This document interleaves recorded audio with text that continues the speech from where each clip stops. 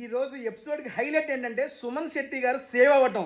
అన్న సేవ్ అవ్వగానే ఆడిటోరియం మొత్తం అతలాకుతలం అయిపోయింది. సుమన్ శెట్టి అన్న క్రేజ్ చూస్తుంటే మార్కెట్ లో మైండ్ పోతుంది. ఈ రోజు ఎపిసోడ్ చూసిన తర్వాత అయ్యా సెలబ్రిటీలు చేద్దా ఇంత అమాయకంగా ఉన్నారు అనిపిస్తుంది. అది అమాయకత్వమో తెలియనితనమో ఏంటో నాకైతే అర్థం కావట్లేదండి.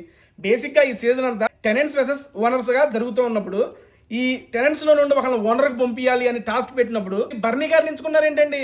బర్నీ గారు కనుక వాళ్ళ వైపు ఉంటే వాళ్ళకి ఫిజికల్ గా స్ట్రాంగ్ సపోర్ట్ ఉంటారు కదా, ఆ మాత్రం ఆలోచించలేకపోయారా ఈ సెలబ్రిటీస్ అని నాకు అనిపించింది. వాళ్ళు ఎలా ఆలోచించారు అని నాకు అనిపించింది అంటే, ఓహో ఇప్పుడు బర్నీ గారు అక్కడికి వెళ్తే ఓనర్గా ఉంటారు, ఓనర్గా ఉన్న వాళ్ళందరూ వీళ్ళని కొంచెం అటు ఇటుగా చూస్తున్నారు కాబట్టి మన మనిషి అనే అతను ఓనర్గా ఉంటే మనకేమైనా హెల్ప్ అవుతుందేమో అని ఇంటి పరంగా ఫుడ్ పరంగా అలా ఆలోచించారు ఈ సెలబ్రిటీస్ అందరూ. వీళ్ళు టాస్క్ల గురించి ఎవ్వరూ ఆలోచించలా. టాస్క్ల గురించి కనుక ఆలోచించుంటే బర్నీ గారిని గ్యారంటీగా ఇటు ఓనర్స్లో కాకుండా టెనెంట్స్లోనే పెట్టుకునే వాళ్ళేమో నా అభిప్రాయం. మీకేమనిపించిందో కింద కామెంట్ చేయండి. అండ్ ఈరోజు గేమ్ పెట్టారు కదా, ఆ గేమ్ అయితే నెక్స్ట్ లెవెల్. అందరూ క్యాక్ ఆడారు.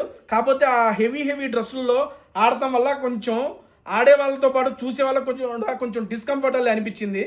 ఇది టాస్క్ డ్రెస్సుల్లో పెట్టి ఉంటే బాగుండేదేమో అని నా అభిప్రాయం అనమాట. రీతు అయితే నెక్స్ట్ లెవెల్. బర్నీ గారు లాగి పడేస్తున్నా అసలు ఏమి అబ్జెక్షన్ చెప్పకుండా పోయి అమ్మ చిరుత పిల్లలే దూకేసింది. రీతు కానీ రాము రాథోడ్ కానీ మన ఇమ్ము ఒక్క దెబ్బకి రాము రాథోడ్ బర్నీ ఇద్దరిని పట్టి అట్టిపట్టేశాడు అంతే. ఓనర్స్ చూస్తే ఖచ్చితంగా టెనెంట్స్కి భయపడాల్సిందే.